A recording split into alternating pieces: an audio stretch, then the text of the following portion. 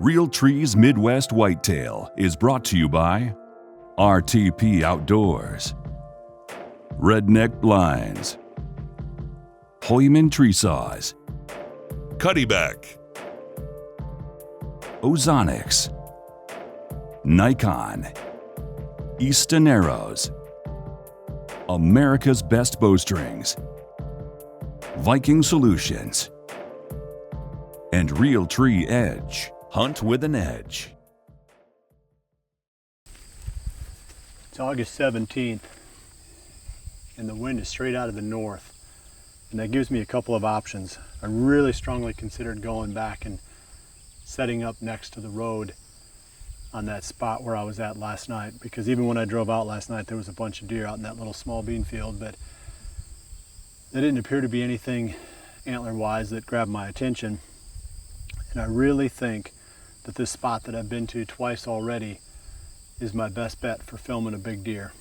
This is one of the best spots on the farm. I've talked about it several different times. It's where we filmed that big 10-pointer probably about a week ago now, maybe a little bit more. And I know there's some other big deer in this area. We left them here last year, bucks that we saw that either we passed up or just didn't get opportunities at. So I believe it's a great chance tonight with this north wind of making one last try on filming a big deer back here. And along the way, there's a small food plot just a little ways in front of me here, not too far off the road, that I ran the Genesis, the RTP Genesis no-till drill through there about, it's been about 2.5 weeks ago now. And we had almost no rain. I think we might have had one little shower back here since then. So I'm gonna go back, or I'm gonna check that as we go past, and I'm gonna show you how that's doing. The straight no-till is a big advantage. You know, if you've got the opportunity to get your hands on a no-till planter, going that route is a lot better than tilling it up, especially on a dry year. You till the ground up on a dry year and all you do is dry it out. Whereas if you can use the no-till, there is some subsoil moisture there. You know, hopefully there's enough to germinate the seed. So you're not going to bring that up to the top and dry it out. And also, by disturbing the seed bed like that, or tilling it, you create an environment where the weeds really thrive too. So no-tilling is a better way to control both the weeds and preserves subsoil moisture. The last thing I want to talk about before I get going here, I'm standing under a white oak tree, and yesterday I was talking about the fact that the acorns are dropping.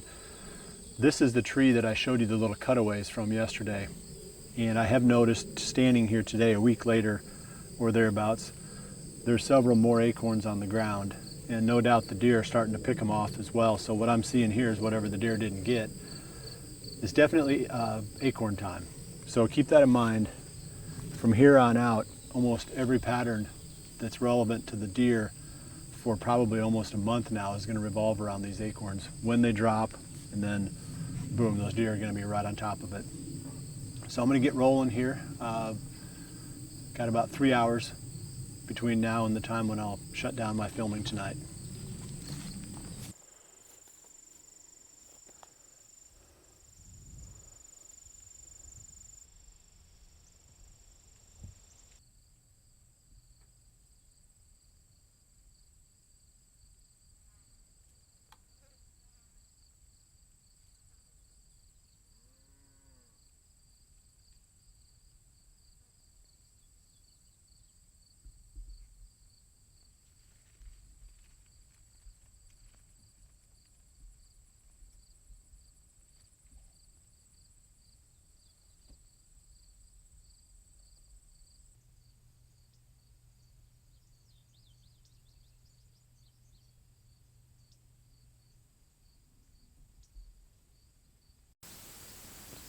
Finally got a little break in the action here.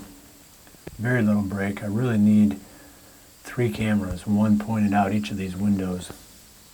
Out front, I had a small buck and a doe that just darted off the bugs. I think they just, it's funny to watch them because they'll feed for a while and then they'll take off. And I think it's just to get away from the bugs. Right now, looking out the window to the north, I can see, looks like 2 does and a fawn. As soon as I get done with the interview, I'll bring the camera around if they stay there. Nope, three does and a fawn maybe. There's four antlerless. Looking straight out the back, I can see, look like 1 doe out there. So they're really moving good tonight. Finally just a little bit cooler. Temperatures are in the low 80s, low to mid 80s. Humidity has dropped slightly. It's just a lot more comfortable. And my guess that's why they're all moving, because it's still an hour and a half probably before I'm going to have to quit filming. But as much action as I've had, I felt like I'd better get this interview out of the way before I get covered back up again with deer. Anything else that pops out this evening, I'm going to show it to you here at the end of the blog. And like I keep saying, I'm going to continue to go out as long as these deer keep coming out in the open. It's a lot of fun. Boy, now there's 4 of them behind me and 4 of them to my right.